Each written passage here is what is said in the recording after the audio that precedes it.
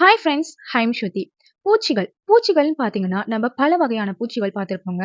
ஆனா, நான் சொல்லப் போற இந்த பூச்சி வந்து ஒரு காஞ்சு போன இலை மாதிரி தான் இருக்கும். ஆனா, இது ஒரு பூச்சின்னு சொல்றாங்க. இந்த பூச்சியோட பேர் வந்து யூரோபிளாட்டஸ் கெக்கோ. இந்த கெக்கோகள் வந்து பொதுவாவே மரத்துல தான் அதிகமா வசிக்குதுங்க. இந்த யூரோபிளாட்டஸ் கெக்கோலயே 22 வகையான யூரோபிளாட்டஸ் கெக்கோக்கள் இருக்குதா சொல்றாங்க. அதுவும் வந்து வேற வேற வடிவங்கள் கொண்டிருக்கிறதாவும் சொல்றாங்க. இந்த யூரோபிளாட்டஸ் கெக்கோக்கள்ல பெரிய வகை கெக்கோக்கள் பார்த்தீங்கன்னா, 30 சென்டிமீட்டர் நீளமும் 12 இன்ச்சஸ் இருக்கிறதா சொல்றாங்க. சிறிய வகை கெக்கோக்கள் பொதுவாவே 10 சென்டிமீட்டர் நீளமும் 3.9 இன்ச்சஸ் இருக்கிறதாவும் சொல்றாங்க. இதோட உருவம் வந்து பொதுவாவே யாருக்கும் கண்ணுக்கு தெரியாத ஒரு உருவமா தான் இருக்கும்னு சொல்றாங்க. அதே மாதிரி இதோட நிறம் பார்த்தீங்கன்னா, பழுப்பு நிறம், சாம்பல் நிறம், கருப்பு நிறம், சாம்பலோட பச்சை நிறம் இந்த மாரி நிறத்த வச்சு தான் நம்ப வந்து அதிகமா கண்டுபிடிக்கலாம்னே சொல்றாங்க. இதுலயே முக்கியமான 2 வடிவம் இருக்கிறதா சொல்றாங்க.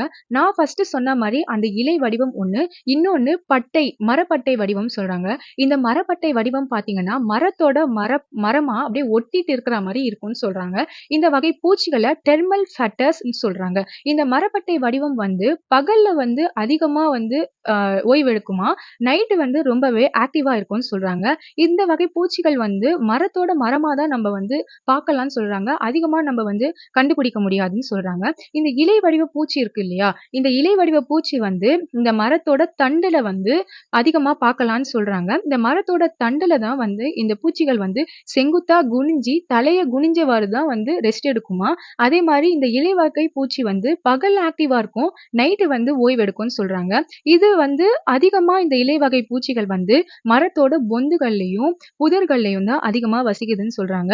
இந்த வகை பூச்சிகள நம்ம அதிகமா எங்க பார்க்கலாம்னா, மடகஸ்தான் தீவுகள்ல தான் அதிகமா பார்க்கலாம்னு சொல்றாங்க. இதே மாரி இன்ட்ரஸ்டிங்கான விஷயங்கள தெரிஞ்சுக்க நம்ம சேனல சப்ஸ்கிரைப் பண்ண மறந்துடாதீங்க.